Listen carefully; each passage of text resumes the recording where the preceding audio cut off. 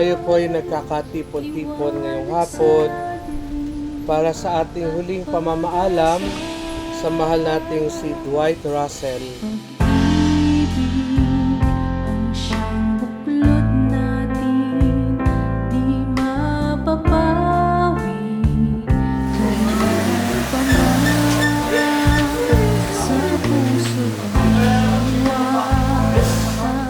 Sabi nga na ating pananampalataya, ang sinumang daw na namamatay kasama si Kristo ay kasama din ni Kristo na muling nabubuhay.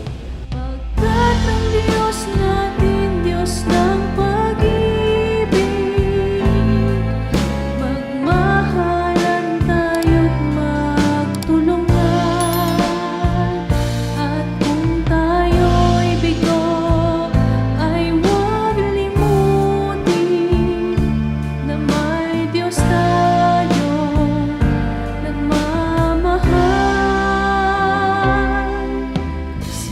Mga kapatid, ang araw na ito ay isang araw ng kalungkutan, kabigatan, pero nais ko pong ating unawain na andito ang Panginoon. Andito ang Panginoon.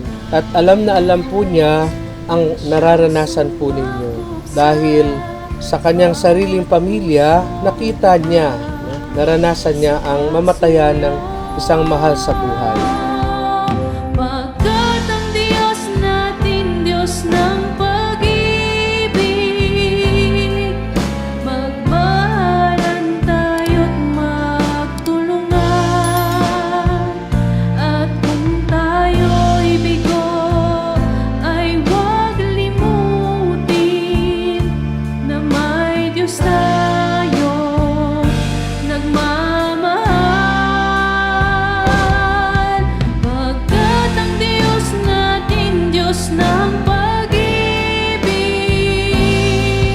magmahalan tayo't magtulungan.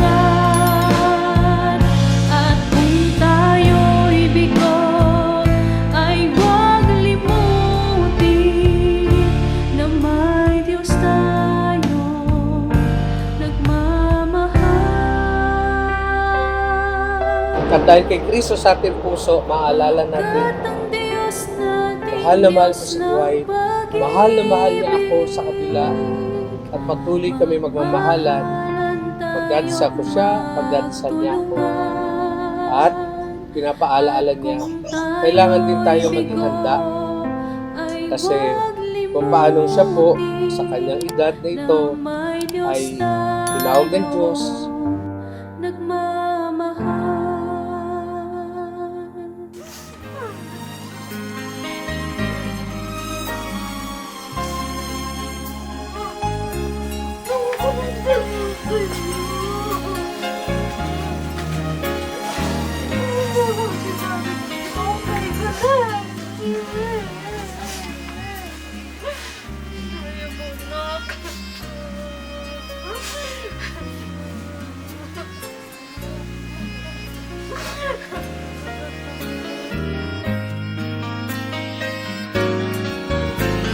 Hindi kita malilimutan,